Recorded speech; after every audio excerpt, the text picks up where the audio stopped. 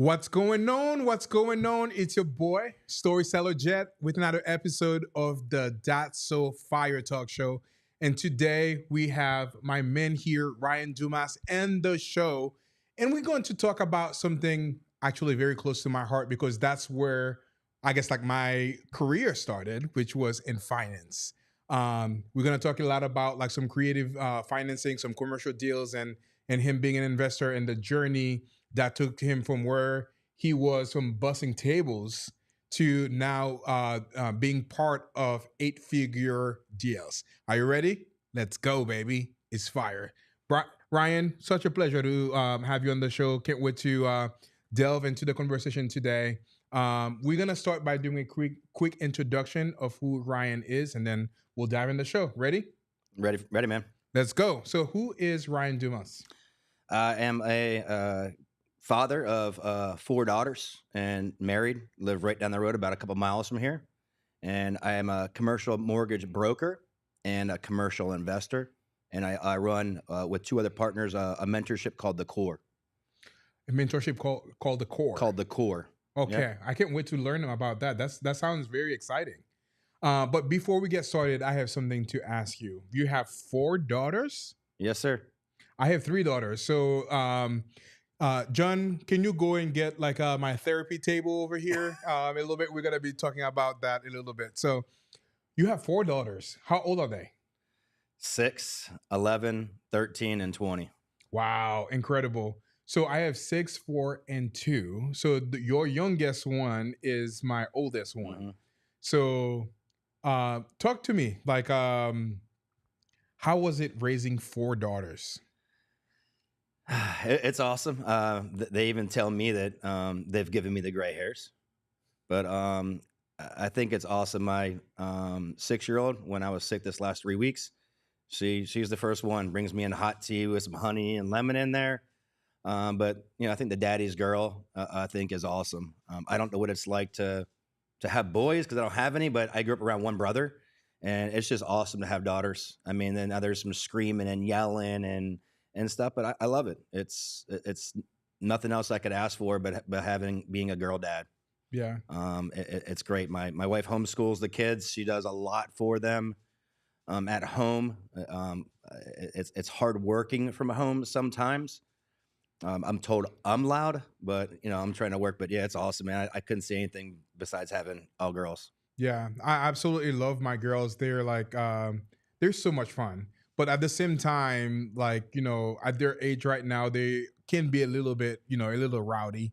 But like my brother, one time he has a boy now, when he found out that he was having a boy, he walked into the studio, tapped me on the shoulder and said, "Hey, I just did something that you could never have done." And I was like, "Okay, you jerk." Um, I love my little nephew now. He's like a lot of fun, to be around. But I do not know how to raise a boy either. And it's been a lot of fun, having all women in the house. But so you said your oldest is 20 years old. Correct. Yes. Okay.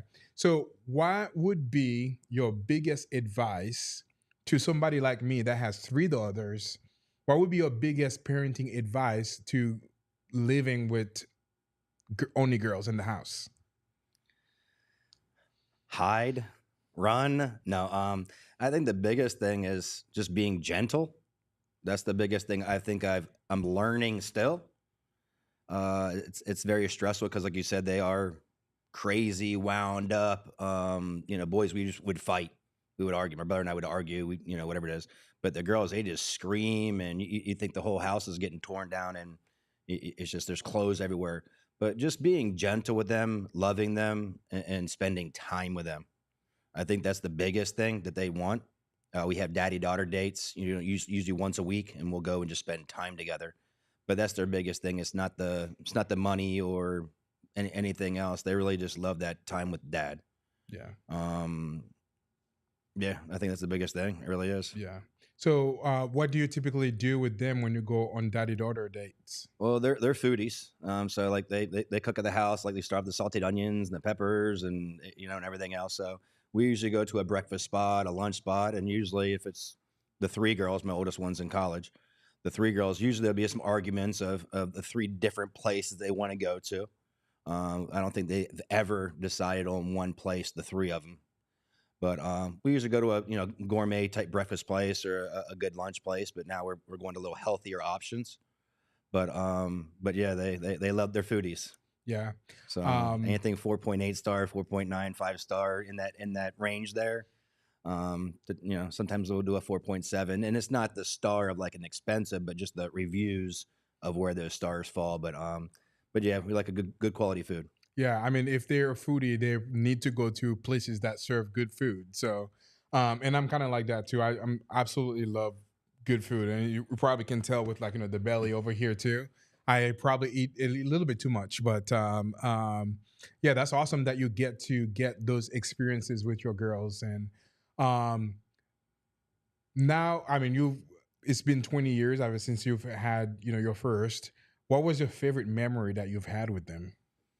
Just everything. I mean, even during COVID, three of our daughters that were living with us at the time, and I found out that I was doing really good. 2019 was I was in the top, visiting people, making really good money, and just spending time with them. But when we actually had to sell our house, move into an RV, travel across the country, and we're like on a creek one day, on a river the next day, and in the mountains in Colorado a week later for a week, just spending that time with them, going, "What are we doing tomorrow?" I'm like, "I think we'll be in Mississippi in 2 days. We'll be in Texas tomorrow." So just that time in different states with them, and I'm meeting clients at the same time, but just spending time with my kids. But yeah, just really spending quality time and visiting the United States with them.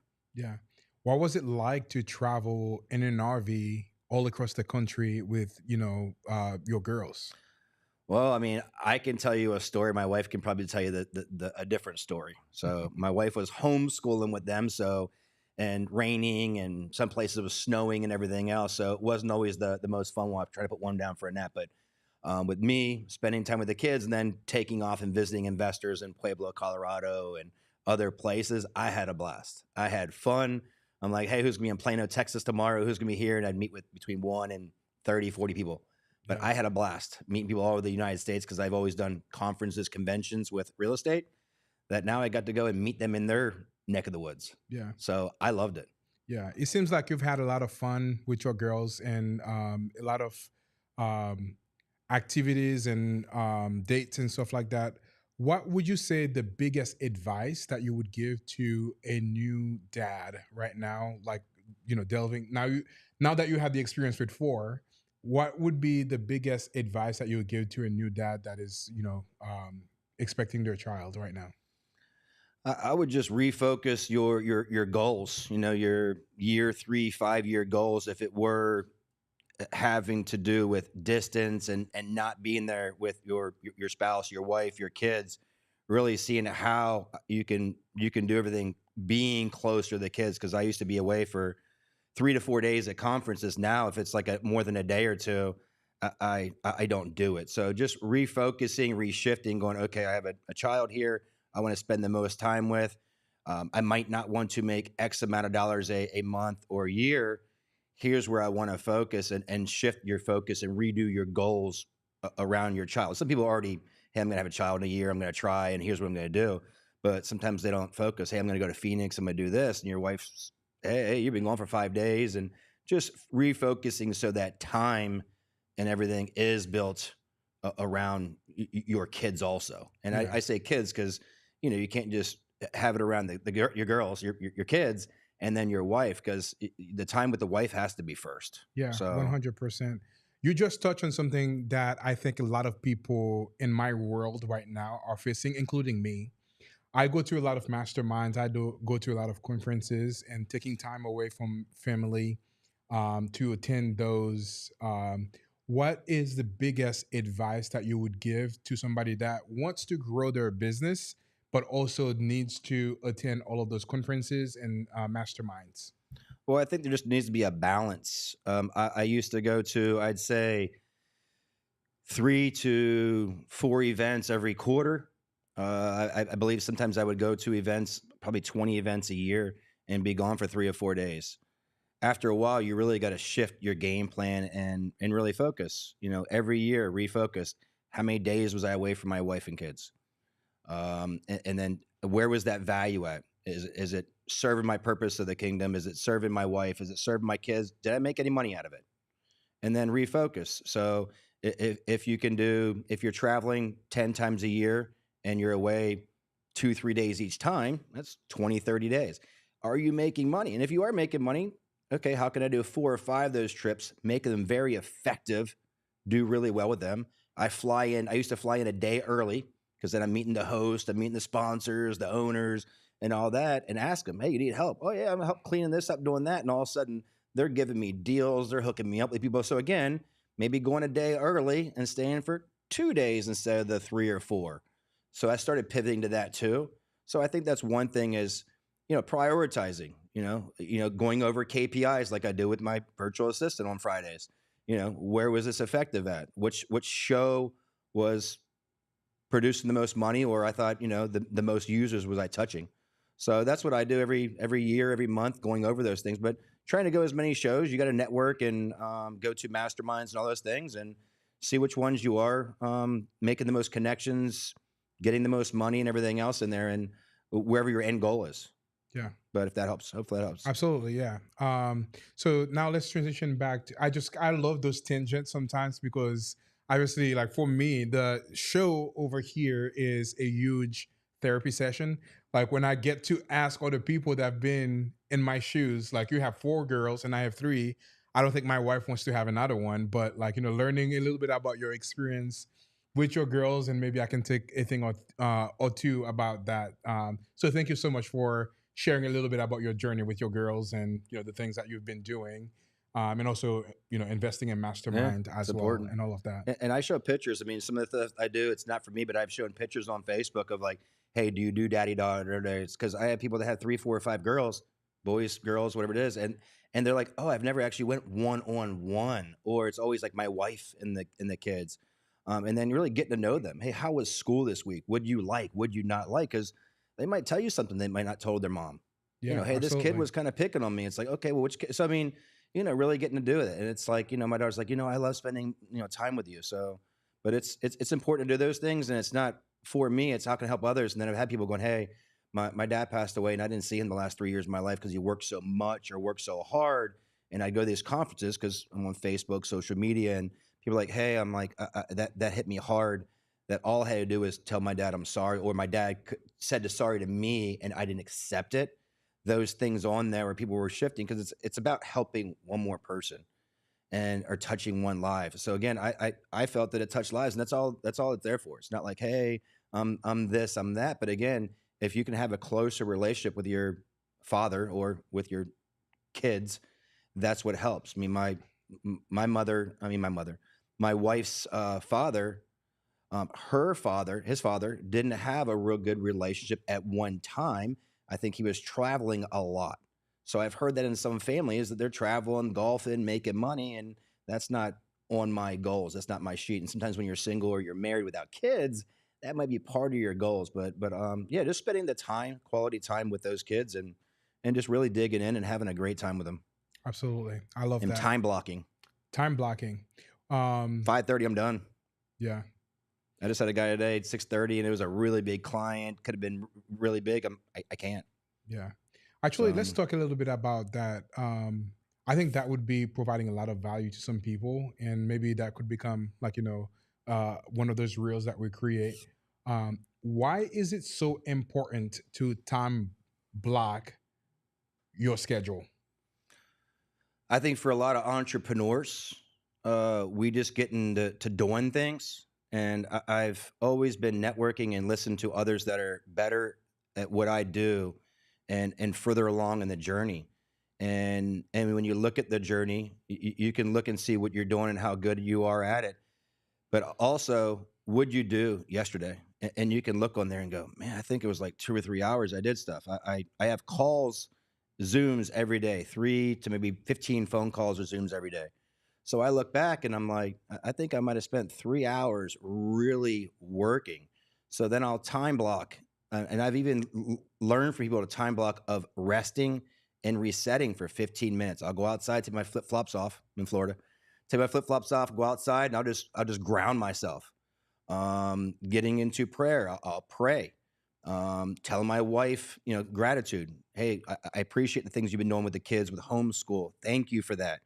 Um, my kids separately. Hey, thank you for doing those things. And I have little reminders on my calendar that are time blocked. 5 o'clock, I'll go, hey, did you do this and this for the day? Did you drink your water? It's kind of funny. Did you drink your water? Did you exercise? Did you eat well today? You can laugh all you want, but it's, as an entrepreneur, some of us may forget to eat, may forget to drink, and it's important. Some people, it's a little easier to lose weight and those things, but that's one of the things I do.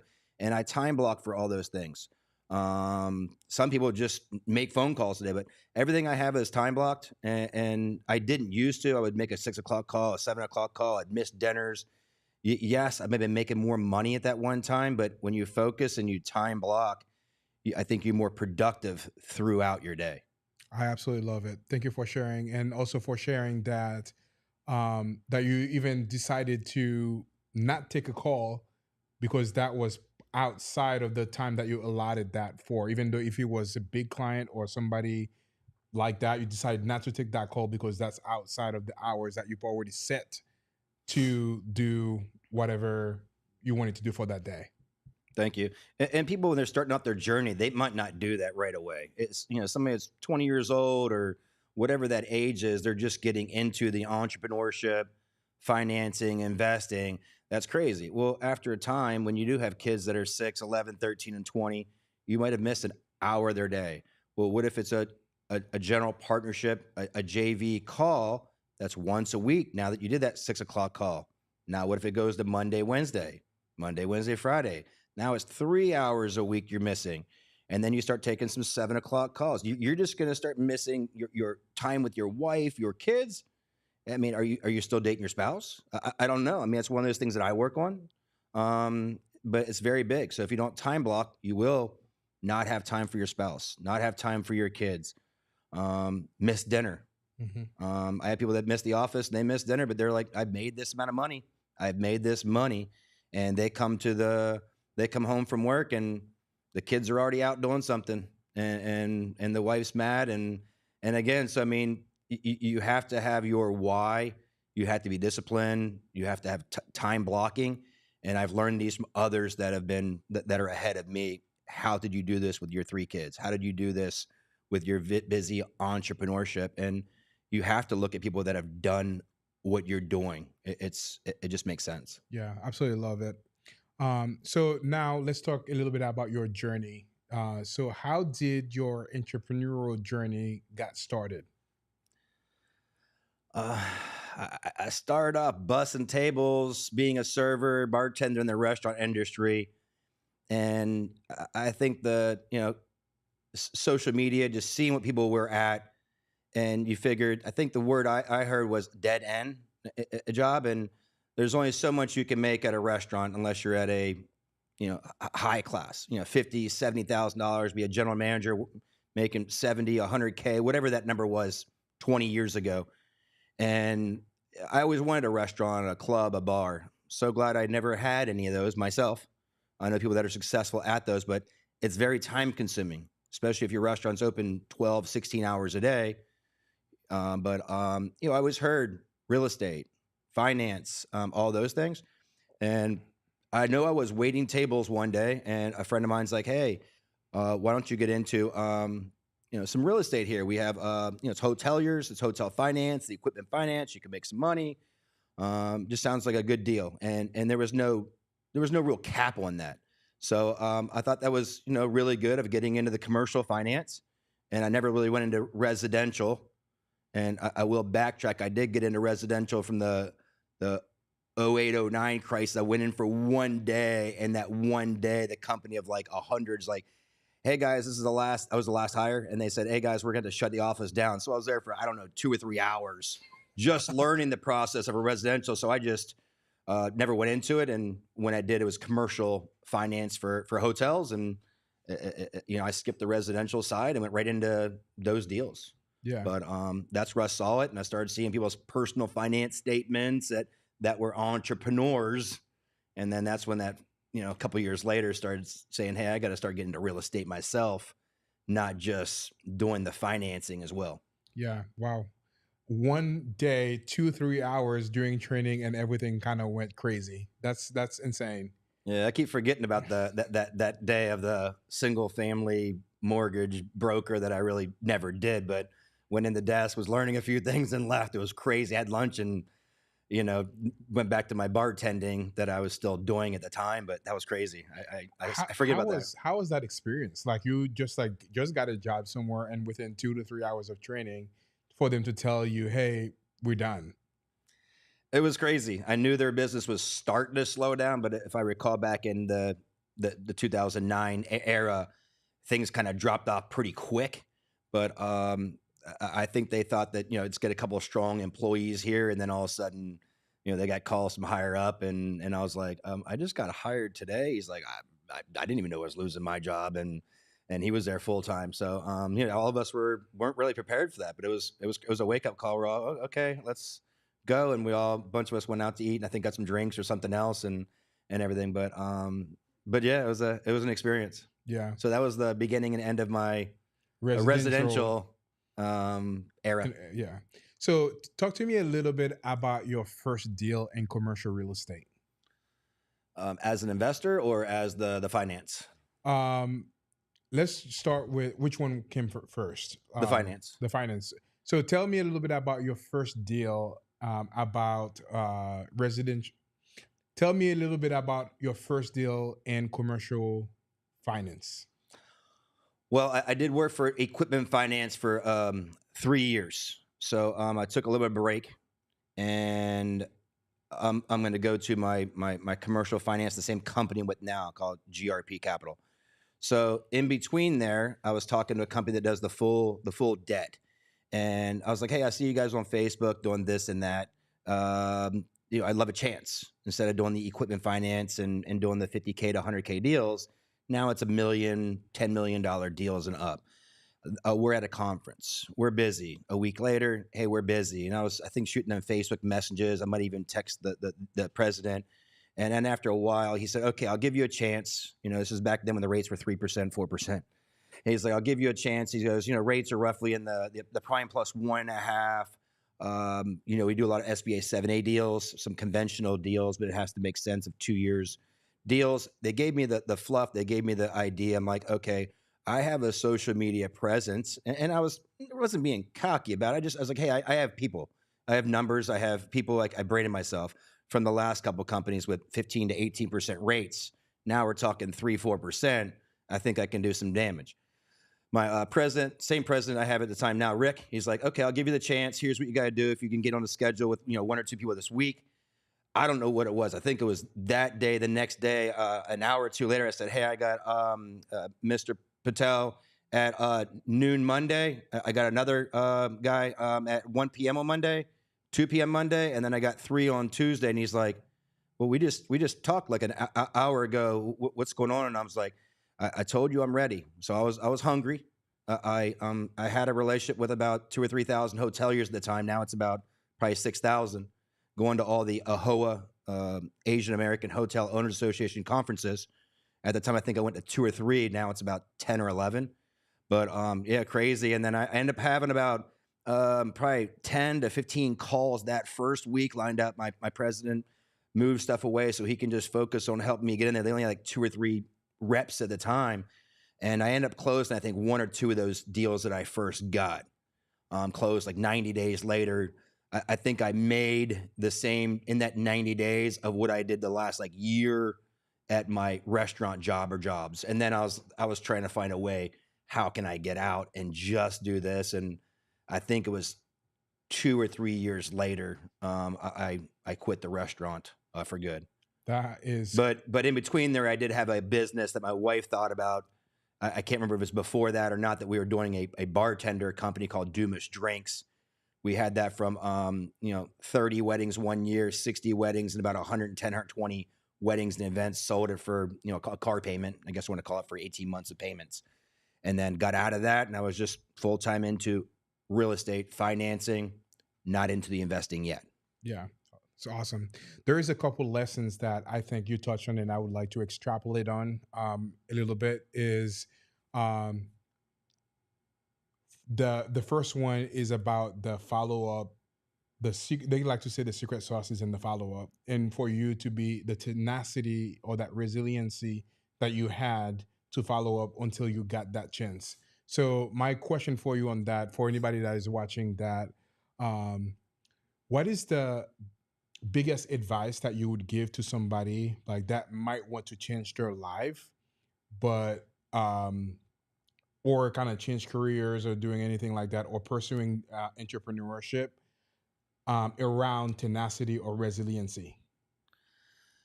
If I'm understanding it correctly, I think you really got to like what you do. I love being around people. So going to these conferences and meeting people and then knowing the product. But I think all about that is like when I asked my president, it's like, what are we doing? What are the rates? What are the terms? Who's my avatar? Who am I helping? So we were just talking today about we're going to Detroit Friday and visiting a client that I financed, I think 4 or 5 hotels with already since, and they were one of the first ones.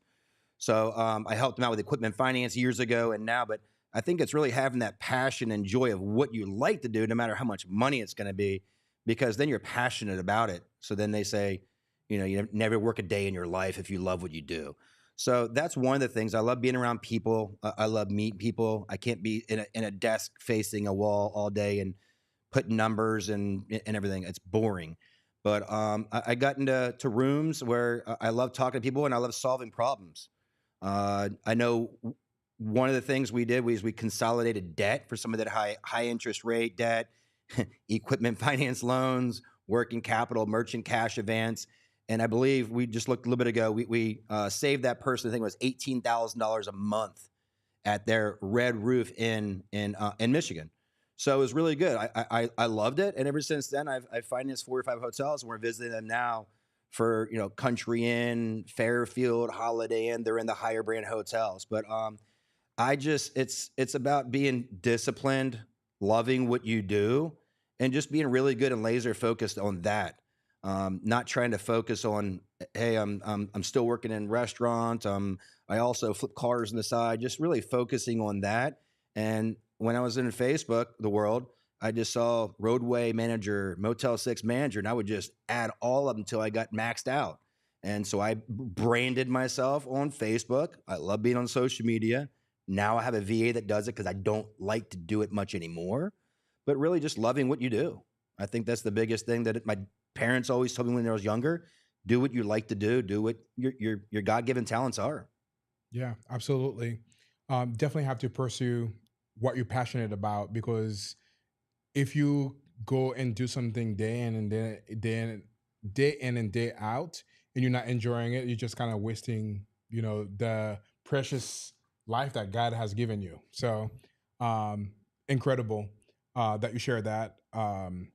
So what is now you work with a lot of, like, hotels and other places like that. What is the biggest deal that you've done? And as it relates to the process of getting there, what was the biggest lessons that you've learned from that deal? Uh, just thinking that right now, I think the biggest deal we did was a large hotel in Myrtle Beach, South Carolina, that we did, and it was a sale from a private equity company. Wouldn't give tax returns. The borrower it was an auction deal, and I believe he had about 1 to 1.5 million earnest money hard.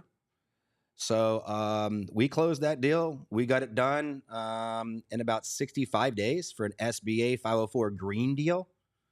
And we have a relationship with that borrower, with the guy that bought the hotel. The land is worth, I think, $5 million more than what they bought it for, right? Wow. On the water.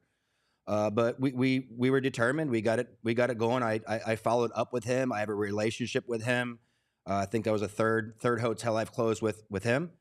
But again, it was just relationship, networking, and really Facebook. I mean, if it wasn't for Facebook, I wouldn't have, which cost like a little bit of nothing. That's how I got into these Facebook groups of the hotel groups and everything else. But yeah, I think that was my biggest deal. and our company got it done. I've had a couple of these owners that said, "Hey, can you close this deal?" And I feel as an investor, I don't want to lose their $300,000, $500,000 earnest money. If we don't think it's a good deal, we will verify it. We'll check our boxes. We'll underwrite it and everything else before they even start to go hard on the earnest money. We've had people that we do consulting for, and I'm like, when's the earnest money? Oh, I'm putting it down now. Like, can I look at it? Can I look at your star reports, which is like a co-star? Can I look at your financials? Well, I can't do that yet and everything. I'm like, no, if you're going to put 250 hard for that auction, for that investor, whatever it is, let us look at it. So again, I like the service of helping others out. And it's very important if you have earnest money to talk to a broker, because if you have a broker, they work with multiple banks. And just because one bank is going to say yes, it could be a bad deal. It could be a deal that you're getting for $10 million. It's really worth 8.5 in this industry now with the rates, the terms, the insurances. You might look at the insurance costs and it's $75,000 a year. You research 3 insurance companies and now it goes to $120 a year. Your cost basis is way off. So that's what's good about having somebody that's a consultant, that's a broker, that's really good at it. Somebody might have 3, 4, 5, 6 businesses, but I'm looking at 10 to 30 businesses at least a month on the finance side. And we've had people, banks are, we know what they're looking at. And we know appraisals are coming in. I'd say 80% appraisals are coming in low right now. So I'd rather have somebody come in here and say, hey, I think it's going to come in $1 million, $1.5 million lower than the value is. Or, hey, I think you should go down in price and we put a higher earnest money down so it shows you really want the deal. But just really us consulting and valuing on the product. And we gave the assurance of close. And we closed in that deal with the borrower and hopefully looking to get in some more with them too. That's awesome. What was the most difficult deal that you've ever done? And what was the biggest lessons that you've learned from that deal? I know we've had a couple of difficult deals that we actually lost, but difficult deal that we actually closed would probably be a case that I knew that we can do because of my team. My team is very strong. They've been through a lot of cases in the 2009 to 2010 model. So we had people with a guy with a 1 DUI. He said, I have a DUI. I said, okay, we can get around that. It was a few years ago. He doesn't drink anymore. So we put the story together, everything. And then, get into closing and they're getting ready to send that. He worked in Sacramento, California, where SBA is headquarters. A lot of our banks are already SBA approved. They don't need to go there at all. But in this case with the DUI, they did. And then we found a second DUI. So again, some of these cases are there, and then it was more recent. So, hey, I've been drinking in 7 years, and the DUI is from 3 years. The second DUI is from 3 years ago. So we got to change our story. So that's when I get on the phone with the borrowers if they're buying or refinancing, and at that time we were refinancing to save their deal. So again, I think there's a partner buyout, some other stuff in there, but and that's the time where conventional rates were real high, SBA was lower, and I think we might have saved them $10,000, $15,000 on a consolidation a month also.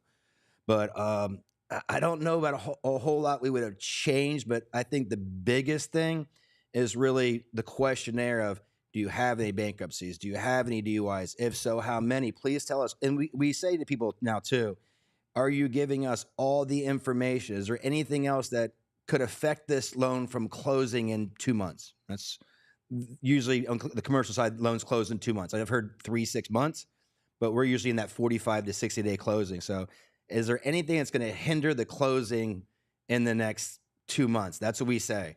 Do you have any EIDL loans that are going to be $1 million, $2 million in this deal that we don't know about? Because again, we want to see your mortgage statement. We want to see your balance sheet, because people will sell us, oh, I owe $2 million. Okay, that's the original first position lien. They don't tell us about the second position or the third position or the fourth. So we try to get everything out of them, but some people don't want to tell you that. And then what all assets do you have? We're looking at their personal finance statement, their SREO, their scheduled real estate owned, and find out that they have 4 or 5 more hotels and they're not doing good, because now in the realm, not to get off tangent, but banks are looking for global debt service, global cash flow. So I had a guy yesterday. He's like, just can I get 15% down? I'm like, okay, well, 15 is low. You said you have other deals. Originally, I asked the broker that's selling the hotel if you had other businesses. He said no, and they wanted to change the subject to go, can we find out? And there was 2 other deals. One was doing really bad. One was like even. So if a bank's going to try to do a 15% down and you're negative global cash flow and you sold an asset and you're not going to have any post-closing liquidity. So banks are tightening up and everything, not to get too far up the subject, but they're asking a lot of questions and we're trying to ask a lot up front. Some people will ask very little. Oh, I can do it. Here's a pre-approval and everything else right away. But we don't want to go back and retrade. That's one of the things that we don't like in our financing is retrading, because our banks, if we all of a sudden tell them there's 2 DUIs, there's a foreclosure, there's all this other stuff, I'd rather say, hey, here's the package. There is a DUI. He had a 600 credit score, but now it's 750 and going up from a divorce or whatever. So I like to have the full story right away. Yeah, absolutely. That's very important to be prepared for all of those as well. I don't know if you knew that, but in my former life, I used to do a lot of 504 loans as well. I did not know that. So yeah, that was my first job out of college. I graduated with a finance degree back in Ohio. Shout out to the Toledo Lucas County Port Authority. Worked there for like several years, and I was a financial analyst to do all of those financial statements, building all of those, doing the whole write up to be able to submit all of that to the SBA. So I used to do that in my old life as well. So for anybody out there that is considering buying a commercial building, what are some of the things that they can do to ensure that they are able to finance that deal? I mean, talk to a broker, talk to a mortgage broker. It's very different. It depends on everything. I mean, I can do 10 loans and they're all 10 different scenarios, but I think one of the biggest things is talking to us. We can talk to 3 or 4 banks. The biggest thing is, even if you're doing a purchase on something, I always recommend, even if you're doing owner finance, sometimes to put a contingency in there for appraisal. And again, I say sometimes because if you're like, hey, we're going to knock it down, we're going to add more to it, it really doesn't matter. But if your asset's not a lot of value add to it and it's going to be staying pretty consistent of what numbers are doing now, you might want to get a valuation on the property, a valuation appraised on the property, because you could be buying something for $1 million that's worth $850. You could be buying something you could be buying an asset that's $5 million. If it's worth $4 million, you can negotiate that afterwards. Or at least put a second lien on the property if you really want to do it. But again, if you find out the appraisal's low, that's the whole valuation of the property. You make more money on a property on the purchase than you do with anything else. So I think it's just if you're partnering you or just a limited partners it depends on the plan. Also, you don't need to do a phase 1 environmental, but I think it's very important if you are in Houston market, you think there was a gas station there, you think there was something there, because if you are going to do an SBA loan, as if if there's still something down below there or there's a contamination, it's not going to be approved. It's going to be hard to approve. It could be a $50,000 fix. It could be I've had a $200,000 fix that we lost a loan. But there's different things that can cause it. If there was a gas station there, a junkyard, all those things. But it really depends on the deal. But I always like to look at numbers. Some people that are in the multifamily space are always cap NOI. Hotels aren't always cap NOI. They're gross revenue multiple too. So I think it's good to talk to somebody in that field. Hey, this is my first hotel I'm buying. Like you said, a building. This is my first building I'm buying. I'm in single family. Okay, what are you doing there? Oh, I'm going to lease it out. Okay, what are the leases going to be? I don't know yet. Well, where's your pro forma? So again, it's pro forma, your projections there for 3 years. Because if you think you're going to rent the place out for $500 a month with 10 units there, and you're like, oh, we're going to be 80, 90% occupancy. But then again, you look at comps. So again, it just goes down the list of the due diligence list. Yeah. So I think the comps are one of the biggest thing in whatever you're doing, because you could be in a different area and say, hey, my building, my flex space is 100% occupied. But if now you're buying 2 neighborhoods over in St. Louis, they could be 60% occupied, which is a 40% vacancy. Your valuation is different now because of that. So I think having that your projections in there, and some people as buyers are quick. They get emotionally attached to something, and we try to break off the emotional attachment and get down to numbers and valuation of properties, Yeah, if that makes sense. absolutely. Um, for someone who's considering buying a building, let's say in the next 2 to 3 years, what are some of the things that they should be doing right now to ensure that they're in a position to buy that building in, let's say, 2 to 3 years? I mean, we're going to say building or other assets here. I think the biggest thing is having your partner or partnerships lined up. Anything about that building, if it's focusing on one or two areas, knowing everything about the area of flood zones, insurances, what rates and terms are going to be, how much money you have. Do you need to raise capital? Are you already reaching out to your high net worth, your doctors, your dentist, your people that sold and exited something like me on Facebook? I know people that have exited businesses. I'm already making calls with them saying, "Hey, I might need $200,000 or $300,000 in this deal. Actually, we might need $1 million." So always working on the raise and then working on a team. If you're buying something for 500 grand, and then all of a sudden you see a building for $3 million, you're going to need more than $200,000 or $300,000 down. You're going to be needing 500 grand to $1 million. Also, trying to find the owner, trying to find, hey, do you know about this area? How are these buildings?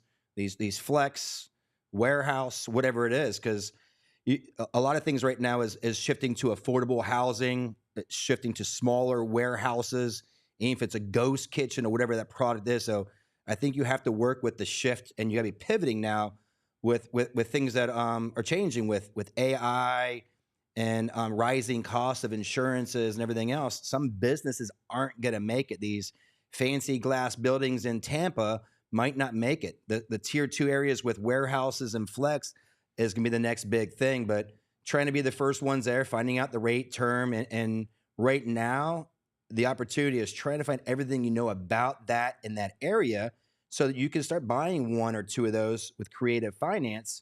So when the rates do go down on the CMT, the swap, and the local banks, when those rates start going down next year, then you can refinance, pull money back out, and buy some more.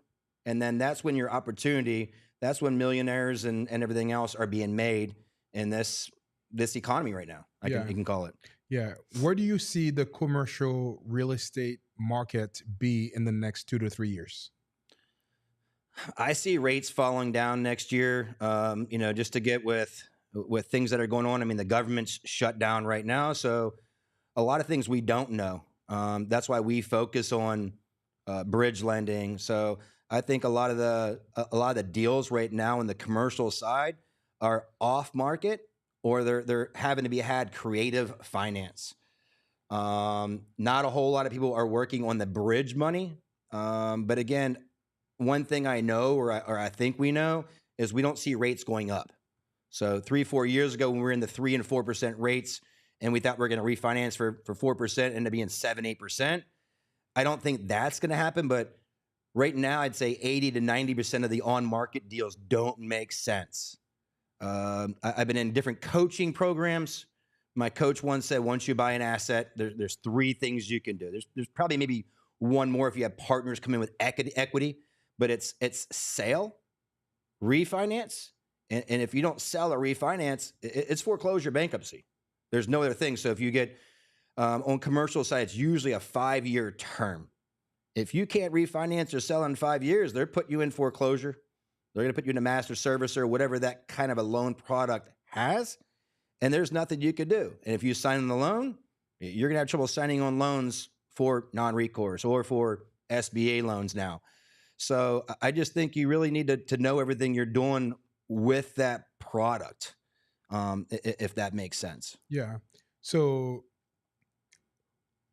between leasing and buying a commercial property, what are some of the biggest differences, and why should someone decide to lease a building versus buying a building, or buying a building versus leasing a building?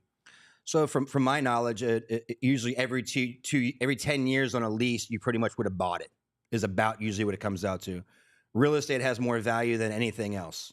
A lot of people that buy and own businesses buy real estate sometimes just to depreciate it.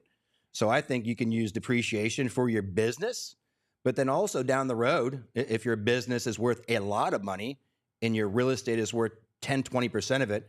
I had a client that had pharmaceutical, and to do new medicine and get it approved through the whole process is like $500,000 to go through the whole process. Well, their building was worth, I think, $3 million.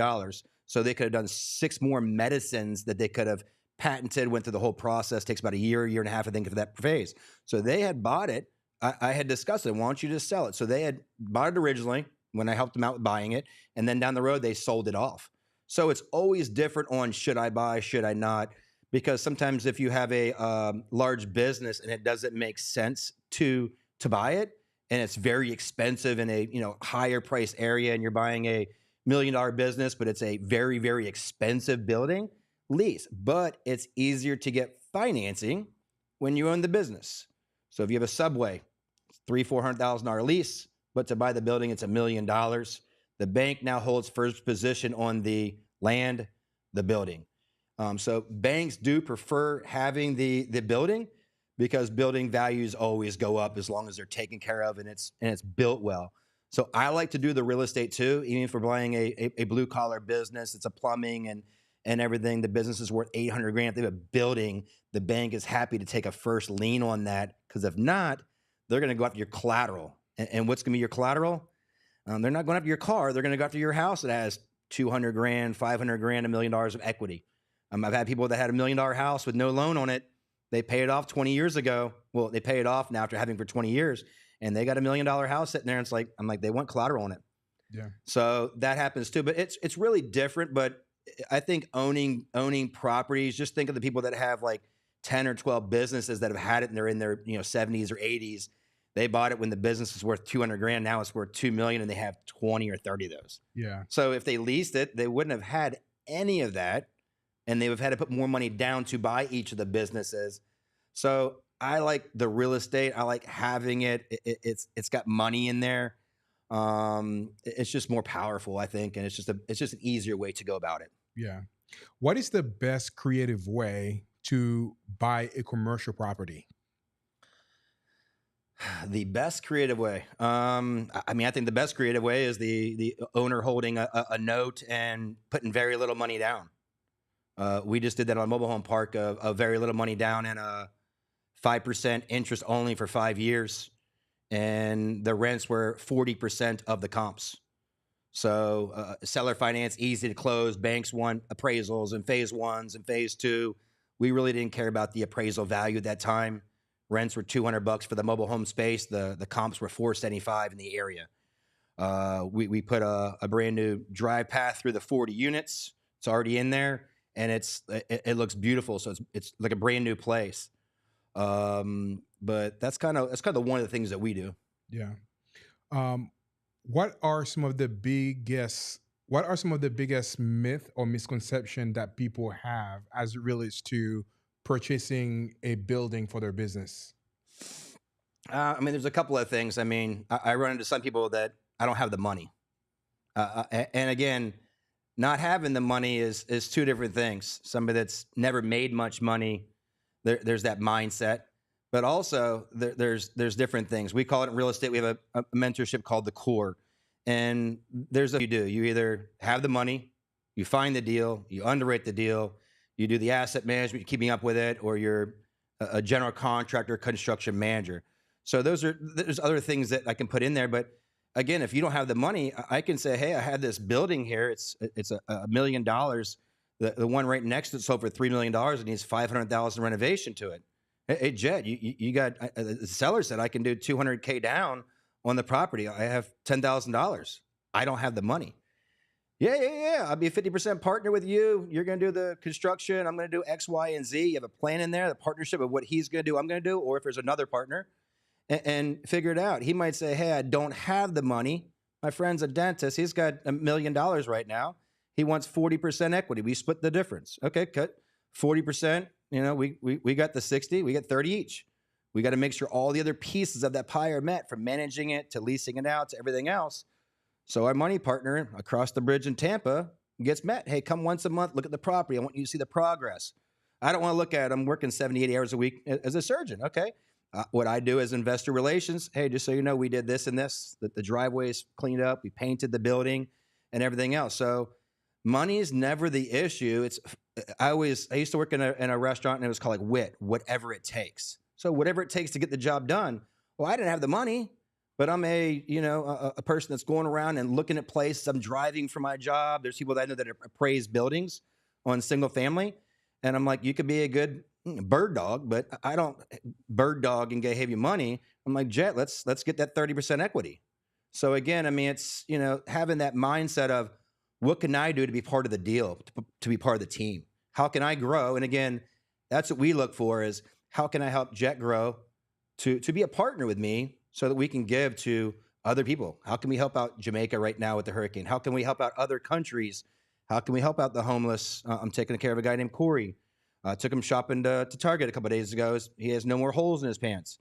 But how can we serve? How can we be a better person? So I think that's what it is having that mindset and helping people gain that confidence of, hey, man, do you know that you can buy a building? I know that and even $1 million building, a $10 million building isn't much different, but besides having instead of $200K down, you need $2 million down. Oh, your dentist doctor's got $2 million? Okay, cool. We did a good job on the $1 million building that's worth $3 million. And we're all in at 1.5. We got a 50% loan to value. We're crushing it. How can we do that in the $10 million building? So again, it's the same mindset going. And now we're looking at deals that have a $500 million IPO to sell these businesses. And I always had a mindset going, yeah, I can't do that. I can't do that. I can do some smaller deals. I can raise a couple $100,000, but it's the same thing. It's just times 10. It's just one more zero. And it could be the same person that has $200,000 that has $2 million. Yeah. So it's all about partnerships and team and figuring out what other pieces are needed and putting people in those positions to filling that whole pie, I call it. Yeah. You just mentioned that it's never around the money. What advice would you give to somebody that wants to buy a commercial building, but they say that they don't have the down payment or they're not ready for taking down that deal? Another thing too is so on the partnership level, if you're gonna become a partner with them, if that was the correct question that I'm looking at, is I want to know about them. Hey, I have a full-time job and I work kind of like the time blocking earlier. I work till 6 o'clock. We can always talk between 7 and 9 p.m. every day. That's not gonna work. So boom, another partner or another deal or whatever it is. And if it's a one-time deal and you got to meet a broker or you got to meet somebody, or you're just getting into the game, you don't have kids. Again, I have 4 daughters. I'm going to look at that as my time blocking. But if it's like, hey, I understand 5:30, you're done with your calls. Can we meet at 6 o'clock on Monday? I'm in town from Denver. Yeah. Or if it's like a kid's birthday, hey, I don't know how many times I've missed events, but I can tell you I have. I wish I wouldn't have. I don't care if I look back and found out that I made $100,000 or $10,000, but I think it's just family over money is kind of that one of those things. But just really looking at the deal, finding out the teammate, finding out what they're going to be doing.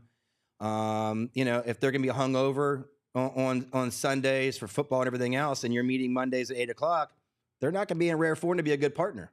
Yeah. So you really got to get to know them on a level. I like to meet people in person if they're close to me. I meet people that are going to be partners in another state. And I get on a Zoom so I can see their face. Because you're talking about not getting on calls later and they're like, well, maybe once in a while here and there. And they're kind of moving their eyes. They're going to be making calls. And I have people that are like, oh, we're going to get on a call at 6 a.m. And with the family, yes, can you be on a call then? Yes, but is that in your time blocking? And if it's not making sense, you really gotta think about things. And right now, I'm talking to a guy too, and he's like, "Yeah, I've had tickets. I've done this. I don't do this with driving, and I don't really care about this. And then I got this lawsuit with this and that." It just starts the red light. You're like, okay, is that who I want to partner with? So I always ask you, like, what are your goals? What do you value in life? Because when somebody tells you, man, I don't really have much. What do you do? So again, I think it's asking what they do and get to know them. Yeah. Because if you don't know, like, and trust your partner, or if you're a money person, it's like, hey man, I'm gonna be calling you every day. I'm gonna be calling you, throughout your day. Now, again, I don't want somebody that's going to give me 200K that is going to be taken away from us at our job. If we're going to be setting this place up and renovating and everything else, and we're like, hey, well, hold on a second. And he wants like a half an hour, 2 hours during the day. That's going to take away 20% of our productivity. So all those things. Now, I don't mind getting back with our investors and saying, hey, here's how the project's going. Come visit us, fly in, drive in, showing them. But you want to know what your partner, what your money person, a little bit about them. And if it's a deal where you're going to hold this thing for 5 years, you're married to them for 5 years. I've been divorced. So you want to make sure it's a good marriage. You want to make sure that you can date that investor, that partner. And I got a lot of information about partnerships and everything, but you really got to know, like, and trust them, and they really got to know, like, and trust you. And if it isn't there at the beginning, don't get in the deal. Yeah. Because then it's not a deal. Yeah. I think this was a master class in what to look for in a partnership. I'm going to ask you that question one more time, and for a more succinct answer, what do you look for into a partnership? What do you look for when you're looking to get into a partnership with someone? You want me to get a little deeper of what I just said, or a shorter version of what you just said? I just want to look in a partnership of somebody that has that faith, family, integrity, and trust. Know, like, and trust. Because if I don't, it could be the best deal. It could be a deal that's worth $10 million that we're buying for $1 million. Something's going to happen in the deal. I've had somebody before that I've had numerous people on the call. A couple years ago, my dad passed away, and it was the next day we're on a call. And these guys, we saw an LLC attached to it. I had already been in there. I didn't dig into these guys enough or whatever. I kind of had a hesitation. Really good project, but bad partnerships. So again, integrity, trust, and just knowing that that's a right fit. And they have to have that faith, family, and values. Love it. Love it. So you mentioned it earlier that you have a mentorship program. Can you chat a little bit about what that mentorship program is, and what's your mission with that group? I think it's called Core. Yeah, so it's the LLC is called Kingdom Core. It's called the Core. We focus on real estate, more of the commercial side. We also focus on, we have everybody in there's got a business or type of business also. So we really get on there, and we consult with people that are beginners, how they can get their first deal. I got into it because I've been in other programs that might have costed $20,000, $30,000, $40,000 that we split with partners, or that I paid, and I felt there was a lot of people that couldn't afford the $10,000, $20,000, $30,000, $40,000 programs. So it's like, okay, and also they're missing out. They're not going over. They're not underwriting any deals. They're not underwriting mobile home parks. They're not talking about creative finance. They're not getting into partnerships. And then I've been in some really good ones that were like, hey, pair up with this underwriter, pair up with this person that's in IT and coaching. So I really wanted to be the program where we can all work together. We can grow together. So it's called the Core.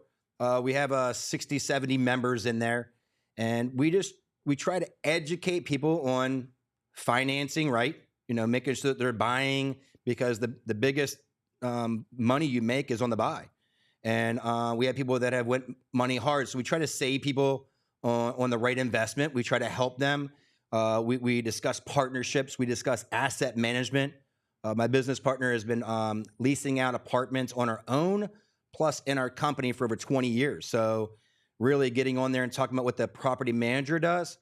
And then anything from our failures, our mistakes that we've made this past 2 or 3 years, signing on debt when we didn't have good partners, because I didn't go through all my questions, my due diligence of, do I really trust them? Do I know them? Does everybody like them? Do we think it's a good deal?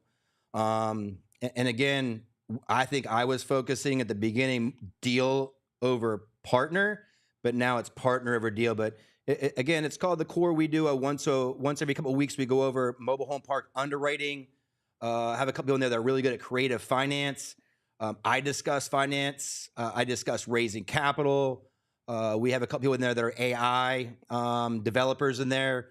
We have people that are taking down 1 or 2 units. We have people in there that are taking down. I think they're at 82 units of single family duplexes, triplexes, sixplexes, and everybody's in different areas. So then we meet at a cabin in the fall for a week. We meet in March, April by the beach here in Clearwater for 2 or 3 days, and just see how we can help people, like to solve their problem. Because some people are like, oh, I don't have money. I'm like, oh, Jet's got money. Or somebody could say, hey, I can't find deals. I don't like underwriting them. Well, try to learn to underwrite them. Here's a quick analyzer. Here's a regular analyzer. Have you tried this other analyzer? It looks like it's more user friendly. Oh, I didn't even think about that. So they're getting into rooms. They're, kind of, I call it banging heads, networking and masterminding together. And a lot of us have, closed on 1 or 2 deals. Now being in there for 2 years or more now, some people have closed on 7, 8, 9 deals. And we're teaching people, hey, don't do this mistake. Be careful on this. But it's really your learning value. You're in those same rooms. And I wish 20 years ago, I would have been in real estate. I would have been at networking events. I would have spent $2-3 grand to listen to Ron LeGrand, any of these guys and gals that are really good at what I wanted to do. But stuck in the restaurant, stuck into that rat race, but really just focusing on those things. But the core is a group that we grow together. And we also have a weekly Bible study for us guys that are going through a lot of stuff, which is crazy. And then the girls have a weekly one where they, talk about different things they're going through. But it's in a room where we just try to grow together in that commercial space of mobile home parks, RV parks, multifamily. And then if we're shifting and pivoting in businesses, we discuss that. And we discuss our failures. We discuss also, hey, have you tried raising capital this way? Have you used the high net worth list? Have you used AI? So just a lot of working together instead of trying to do it on our own. Absolutely. Why is it so important to surround yourself with other people, or surround yourself with the right mentors? I mean, there's different ways. We weren't made on this earth. God didn't make us on this earth to do things on our own, for one. For two, I always say, if you have 3 person on your team that are really good at things you're not good at, 1 + 1 + 1 is 10. You can say something else. I don't call it 3. So I think it's very important, because if somebody else has got 10 years experience in running multifamily, 10 units to 80, and you're buying your first 40 unit, they know everything about it to get financing, to get quotes on underground things, electrical, plumbing, certain stuff that's not copper wires, all these things that I don't know, that it might took me a year to find out, or 2 years or 3 years. I go ahead and get a partner, and you can go much further and much faster, I think, with partners that are really good at what you're not good at, plus people who have done those things. That's why a lot of these, doctors and dentists that make a lot of money, that have paid off a lot of their debt, they'll spend 10, 20, 30 grand into a program, because they know that usually in these programs, if it's multifamily or storage or whatever it is, they're going to learn. Or if they're trying to build 6 offices and how they can retire instead of having their one office, are they going to talk to somebody that's got the one that's like, hey man, you should do this, you should do that? Or are they going to sit there and talk to the guy that's got 7, 10, 12 offices? You learn from people that have done it. And that's just, I've talked to people. I'm not going to tell you how to do something I've never done. Yeah. If I've done something, I've messed up, I've done good at it, I'm going to help you. I'm going to hold your hand doing it. Yeah. So you shared a couple of times, and I want to expand on that a little bit. Why is it so important to learn from your failures and kind of be in that environment where you can share about your failure and learning from it? I just think I think it's good to learn from your failures so somebody else doesn't do it. I think it helps that you're not hiding it in a bush in the back going, oh, I've never done anything wrong, never done this. But it really helps out, because somebody else might not go through that mistake 2, 3 years from now. All these things are helping to find a better you and a better team. It's just very important, I think, and I have people that have failures that keep doing the same failure. So there's a learn from your mistake thing. You can always say, hey, When you do this, make sure it's not pre-1976 on your wiring. Hey, make sure that you're not in a flood zone, because people are like, oh, I have money. Okay, cool. I have $1 million. I'm gonna put 100 grand down this land. And then once the land's there, it's got wetlands, it's got flood, it's got everything else. If I tell I messed up by not checking the flood insurance, by not checking flood, now they find out going, oh, well, it's worth 100,000 an acre. Well, wetlands are 80% of it. What's it worth now? 20,000. I just saved them $80,000 by joining a program for $300 a month. So again, that's why I like these programs, that I can save somebody money. I can also save them time. So, not everybody makes an $80,000 mistake, but trust me, I've had people that were in our group, and I'm like, hey, do this due diligence, make sure you're partnered this, make sure they have a property, and they're like, oh, well, I'm going to go put $50,000 in this guy. I'm like, okay, you just joined our program for $300 a month, a month ago. And I was like, okay, find the address, go to the place. Oh, it's in North Carolina. I'm like, okay, what's the address? Oh, okay. I was like, I got a friend. Hey, Mike, can you check on this address for me? He's like, dude, that house is like torn. They're tearing it down. He's like, oh, it's a brand new house. Not a brand new house. It was a house they were going to flip, put some money into. And he's like, nah, man, this house is not that. And they're showing him pictures. And then the guy like changed his phone number and everything. So again, that was a $50,000 mistake. I mean, that we saved somebody by joining a program. And I didn't know the guy. I just said, hey, did you check the address? Did you visit it? So when you have connections, people in different states. I had a guy go there. I told him I'd give him $50. It was like a 20-minute drive to the house, the address. And people will scam people. If people raise the money, can take $50,000 and they can go to some other island or wherever it is. And there's people that have done that with different names out there. And look under ripoff.com, there's different Facebook sites of scam this, scam that. And if you show proof and you're like, oh, I was going to invest with him.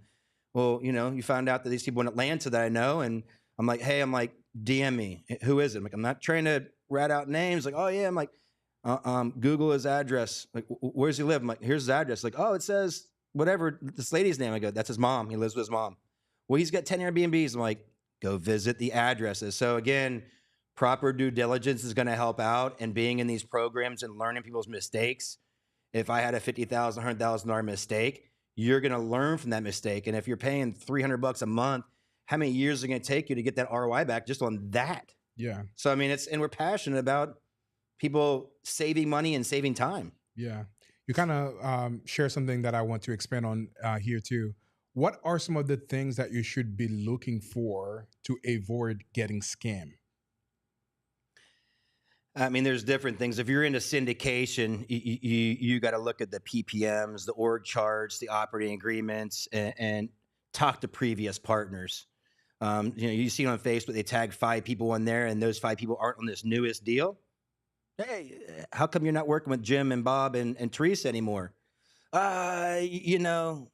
Just things didn't work out. Go ahead and, hey, have you ever worked with Thomas? I'm thinking about investing with him. Yeah, I couldn't invest with him anymore. We lost some capital and some investors. Okay, I mean, so again, I think talking to previous partners, ask if they had partners. I think that's the biggest thing is just seeing how come if they have X amount of assets and X amount, how come they can't raise capital? So it's very big on who you're going to partner with, who you're going to work with, and asking around. But there's a lot of different ways. Checking comps. Like I've had a guy in a sub 2 thing. He's like, hey, I'm going to buy this property in St. Pete. I was like, you're the Hurricanes at St. Pete. He's like, yeah. Looked at the place, and I'm like, square feet. I'm like, he's buying it for $3 a square foot where it was. And I'm like, do you know that's like one street? Like all those houses got flooded there on like Snail Isle right there. And he's like, well, they said that there's not much in there. I'm like, no, it's 3 feet. I was helping out for free in that area, helping out. So again, connections, networking, and really asking, hey, do you know them? Hey, do you know the location? Hey, how's this asset class doing? It's really important to just more and more things. But yeah, I ended up that deal. I mean, this guy was going to put $100,000 into that deal from Canada. And again, I was like, hey, I'll go down there. And he's like, no, I was like, what are you doing to add value? He's like, we're going to add a bathroom. I'm like, no, man. I said, I don't even buy houses. I can tell you right now, you guys aren't going to make $200,000 this deal. I go, you're probably buying right now. You might get your money back, but I don't think you are. And he goes, what do you mean? I go, did they do remediation, anything? He's like, no. And I'm like, dude, you are 3-4 feet of water in the whole ground. And I go, I can tell you, I went by their air conditioner and you can see water above it. Wow. He's like, he had nothing in there for CapEx. So again, I mean, all these deals I do, I mean, I'm looking at HVACs, I'm looking at roofs on apartments and all this list, because you get ready to buy a 60-unit apartment complex. How are the roofs? How are the HVACs? And then plumbing, electrical, and everything else. Because you can have a $100,000 to $1 million repair on those few things. But partnerships, man, I mean, it's partner, and then you look at the deal. But and if you have a partner that has paid Venmo on things and lost money instead of using a credit card, there's another way that you don't want to partner with somebody that doesn't use things that can really help you, because our American Express would have disputed his payment that the GC took off with our different payments of it, but it was about $20,000. So there's lots of things that I can tell people not to do.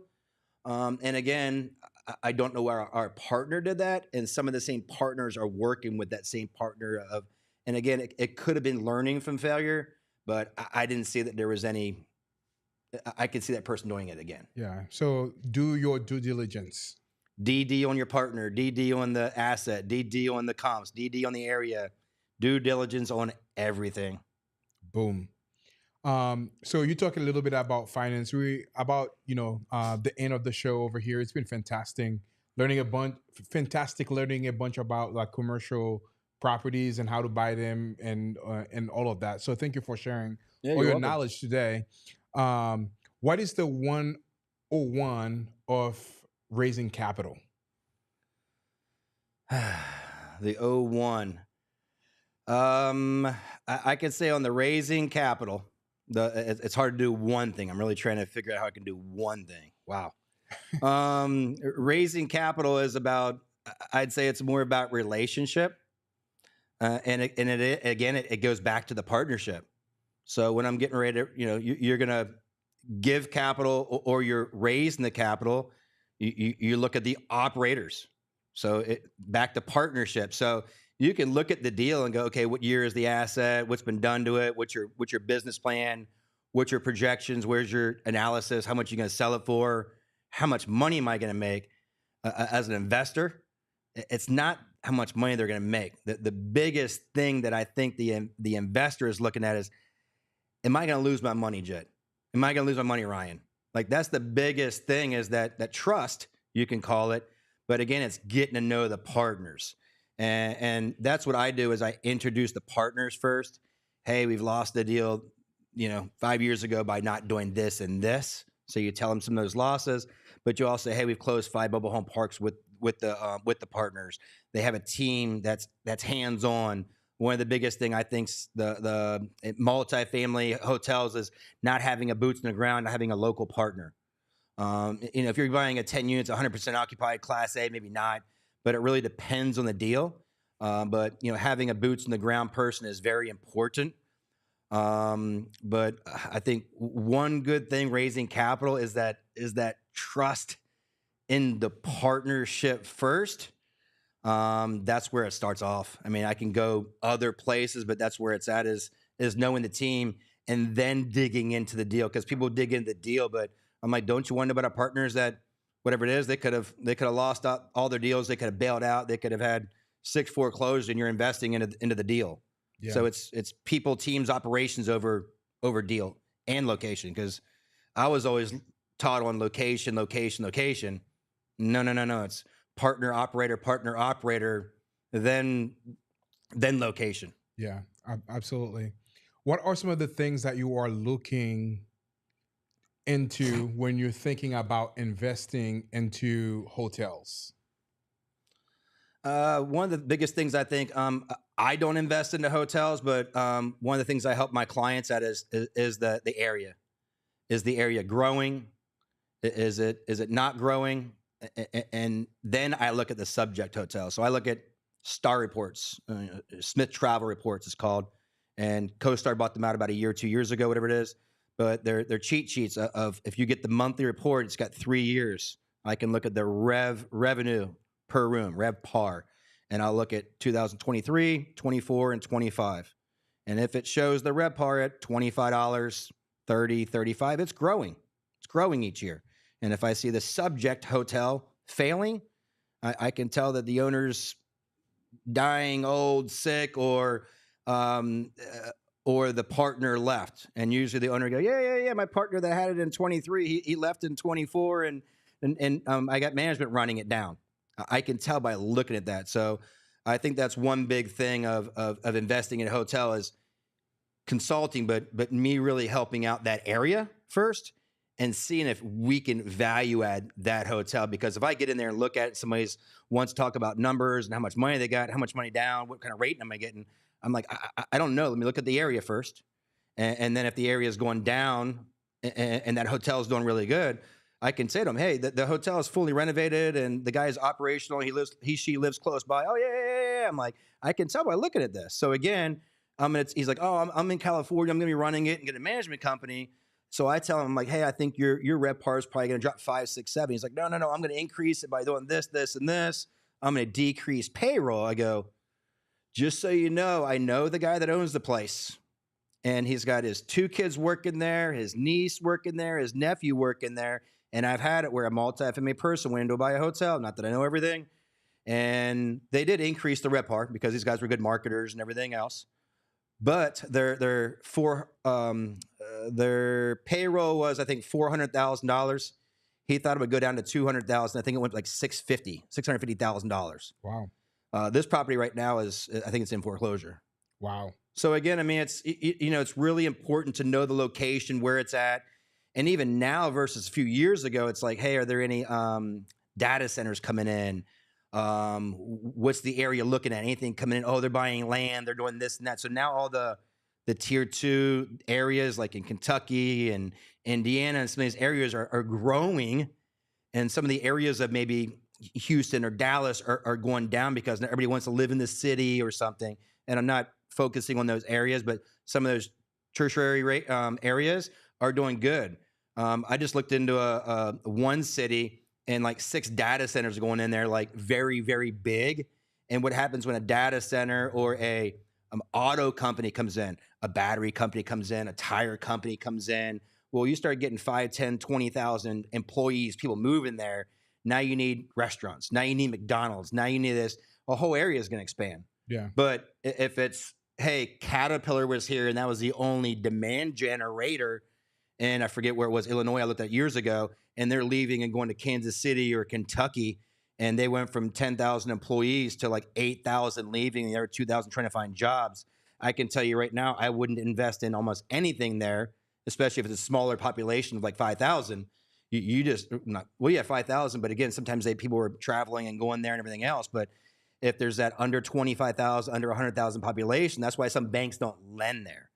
So again, you really got to check location. And some people are like, oh, I don't know what's going in here. I have no clue. I'm leaving California to come and work here. I'm like, well, you really need to focus on the location, especially if they're buying by themselves. You're not worried about partnerships now. You're worried about location. And again, when you're in a hotel, if you have a independent or a lower brand in a really good location that has the white collar, a lot of blue collar, even a higher blue collar worker there. The demand segmentation is all over the place. They have energy, they have tech, there's tourism, all these jobs laid out. You buy an interior corridor independent or Super 8, you can rebrand it to a higher scale converted IHG, Marriott, or Hilton for $1 million or $2 million, and now that $3 million hotel, your $4 or $5 million all in, could have a $6 to $10 million valuation. So there's ways to do it right if the location and the area is doing good for the product. But people will go in there and go, oh, I just want to get a lower brand red roof. But if there's not truckers and local and everything else, it has to match what you're putting in there. Yeah. So if that makes sense. But, I always ask you, like, why are you asking me a question? I'm like, I want you to be a successful operator. For one, that you can be successful. 2, you can come back to me and I can do 2 or 3 more deals with you. And some of these people will buy. They'll buy it in Louisiana, and it was like there was nothing around. They couldn't tell me anything around the town. They bought a Best Western, really nice. And this is about 3 or maybe 4 years ago. I looked at the RevPAR. The area was like 40, 30, 20. I mean, drastic decrease. And he's like, dude, the Best Western was doing $600,000. Now it's doing $1 million. I go, brand new? He goes, yeah, $2 million renovation. I go, $2 million. I go, what's the renovation worth? He goes, well, it's $2 million. I'm like, oh, cool. So you guys are, not to be a smart aleck, I'm like, so you're going to sell the FF&E, you're going to sell the TVs and the beds and all that in a few years when you're not doing good. He goes, I'm sorry, but when your area is going down so much, and I was like, I don't have a bank that can touch it. And I said, I would advise you to not buy it. Yeah. I think he bought it. I think he bought it for $4 or $5 million. It's worth about $3 million right now. Wow. He actually lost. He lost it. Foreclosed on it. That is crazy. But I tried to, again, it's location. Once the partnership's out of there, it's just as been his family. Mm-hmm. But it's not the asset brand new, the asset fully renovated. That's number 2, 3 on your DD list. Yeah. So again, if you don't look at what your demands are in that area, or again, if you're where it's oil or where it's coal and like West Virginia driven, I like to look at 3, 4, 5, 6 good demands that are evenly blended. Yeah. Because if something happens to the one Air Force base that's there, that's everybody's there for, and that a different president comes in or something else and it drops, that's all you have. Yeah. So, and that can happen on the single family side or the commercial side where somebody owns 40, 60 houses by these bases because they're making good money. I think it's Warner Robins, Georgia, and a few other ones are really good right now, but there was certain markets that they weren't. And that's why I say diversify. Don't just get into single family. Get into some multi. Get into some mobile home parks. Get into buying land, mobile home land packages. Get into some of these Series B deals, but diversify, because I've known people that had 5 gas stations in one little area. There's 3 gas stations, a Golden Corral, and a hotel, and that area slowed down because of the base. And the base was the only demand. And I think he lost 2 gas stations, Golden Corral, and the hotel wasn't doing good a few years ago. Wow. And again, it's just location. That was a location deal. Diversification and location. I love that. So, yeah, as we're nearing the end of the talk show, we're about 23 minutes over the time that we typically go, which is totally fine because we're having a great conversation. But there are 2, maybe 3 things that I wanted to touch on before we close on that, which I think is very awesome that you're doing that. So for you, as we were talking about earlier, it's not necessarily about making money for you, but also is to give back. And you send things, in Haiti or Jamaica all of the time. Why do you decide to give back to other people that are in need? I know when I was little, I grew up in a single wide trailer, and I always feel for people that don't have what I have now, for a house, to get a couple $4 Starbucks coffees, and people who don't have a house. I think it's about the kingdom and helping our brother and sister out, helping our orphans, helping our widows. And what are we right now in a studio right now if somebody out here needs us and we walk right past them? So I love to help out. I think that's one of my calls to do is I like to serve. It could be giving money. It could be praying for them. It could be going over to Jamaica and just getting out supplies. I'm a connector, so I've already talked to 4 or 5 pilots already that I'm like, hey, if you know any people that have pilots, a jet that could be inexpensive or something, we can throw some packages on, or a couple of us can go over there and help out. Let us know. But it's just really the giving factor, because if we think about it, and it's all numbers. You got 1 million people on the earth. It's much bigger than that. But say you got 200,000 people helping, it's going to take a while to get to the other 750. But if you got 500,000 people helping, and they're all helping, you can just help one person each, and just everybody is reached. But there's so many people in so many other countries that don't have help, don't know the gospel, don't know if they're getting food tomorrow. There's so many things, and it just drives me when I see these people in Ethiopia, different any country. It could be New Orleans from Katrina that are sitting there with no home. They're sitting outside for 3 days with a towel.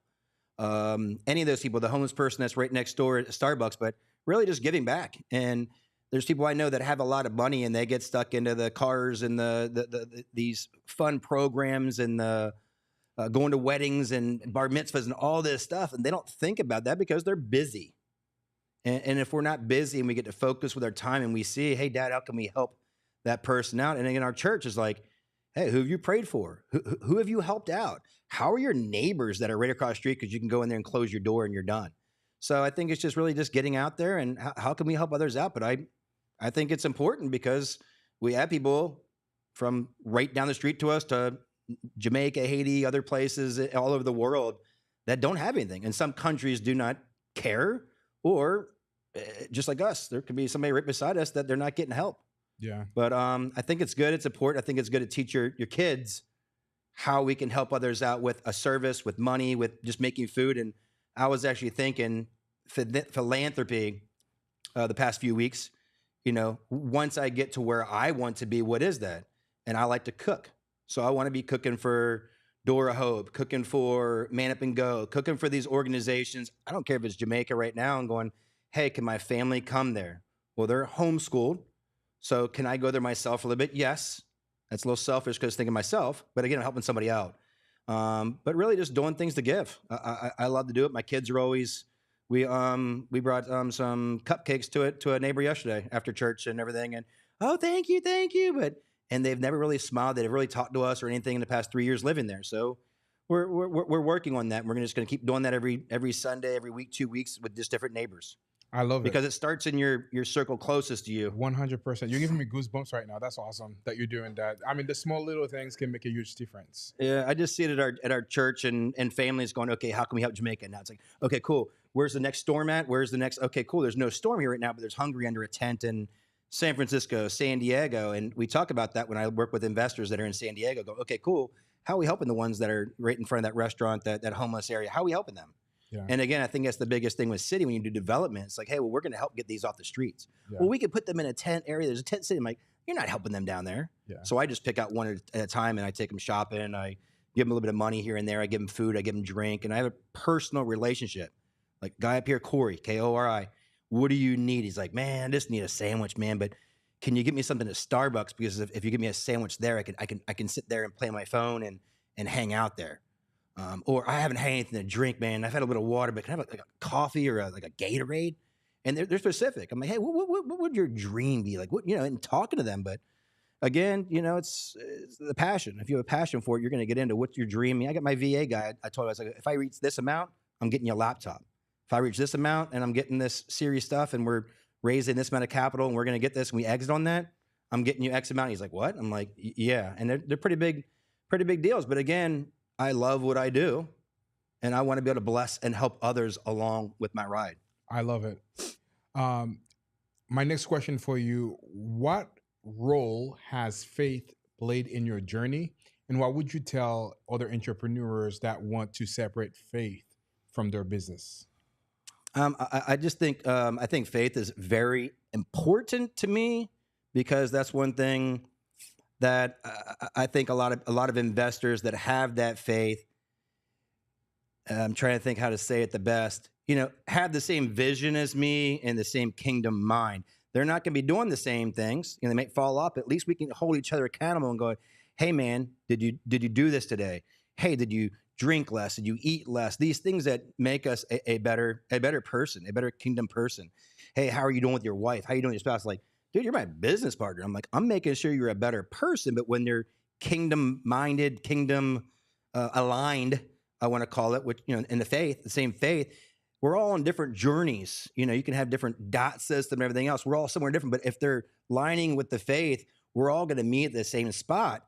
And we're all going to have different sins, different things going on. But I really think that if they have the faith, and some people could have been divorced, not married or anything else, but family, where's your family at? And I have some people like, oh man, I don't see my wife and kids. And we had two people in the core recently that were separated, and the wives were like, we're getting divorced. And again, how are you doing today? How are you doing today? How are you doing today? How are you in the Bible? Are you in the Word? Are you with your church men? Because us men don't really have accountability. Girls have women's groups and women's studies and coffee with Teresa and painting with Tammy. And we don't have these things. We don't have like, hey, Jet and Ryan are having a podcast coffee this morning, whatever it is. So I like to have those studies of that, not to get, go long here. But again, it's important. Faith is very important because if we're aligned in the faith, we're on that same mission. And the person I'm talking to is probably not going to be out of the bar till 2, 3 in the morning. They could be, but we have the accountability, I think, within each other, and and we're going to be going, internally in the same place, so we have that same vision usually. I love it. So, last question for you. For anybody that wants to learn more about what you're doing, whether it's from your mentorship program or learning about commercial finance and as an investor, how can they get a hold of you? I'm on Facebook as Ryan Dumas, Dumas. I am full of friends, which so just follow me, send me a DM. My VA or myself will get that. Reach out to me, email me. I am in the Clearwater area. If we can meet, talk, I do run the core with Madeline and Jolene. Reach out, let's set up a call and see how we can help you out. If I don't think it's beneficial for us, I can send you to a couple other places that can definitely help out. But if it's something that I've been through on my journey, I think I can help. Let me know. Big connector. I'm in Clearwater, Florida, and I try to stay close by so I can be with my family more often. But love to help you out. My email. I have a couple of different emails. I can give you my rdumas at GRP Capital, and that's CAPITAL.com. And then just get a hold of me on Facebook, DM me. Yeah. Last question before we close this out. What is the $1 million advice that you would give to somebody right now? If somebody wanted to make $1 million in real estate investment or commercial finance, what would you tell them? Talk to somebody that's made the million already. Boom. There you go. Well, it was a blast having you on the show, man. Learned a ton from you, and thank you for sharing your knowledge about commercial finance and as being an investor, and also your passion for helping other people as well. So thanks so much for being on the show. There you have it. Thanks for having me. Absolutely, man. If you're interested in learning about commercial finance and investing, you know how to find this guy. Go on Facebook and add him, and let's go. Let's go, baby. It's fire.